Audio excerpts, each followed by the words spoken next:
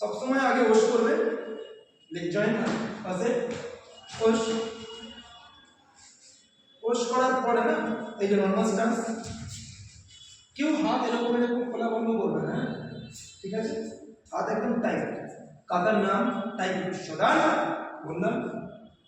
Head move one, ওয়ানটা সবসময় দুটো হাতে ইউজ করে ওয়ান, আর এই স্ট্যান্সে বসলাম আর আপ ডাউন করবো, ঠিক আছে? তাহলে আরেকবার দেখো, head move one, breathe out করবে, then next command two two, ওকে?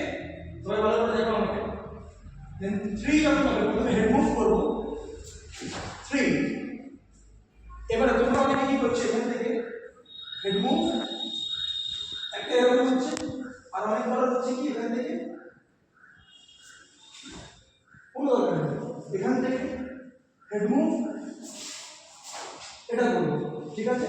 আর বেশি দূর থেকে সরিয়ে আনবো, আর দুটো হাতে মিক্স করে ধরবো, দেন ফোর ফোর। এবারে আমরা ওদিকে যাবো, হেড মুভ সেম কাছে নিব, ফাইভ, ওকে?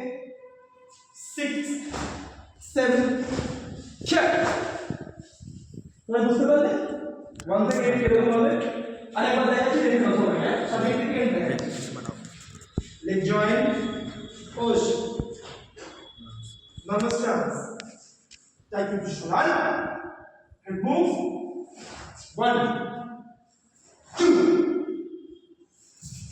Three four five six seven eight okay? বুঝেছো? बस बस push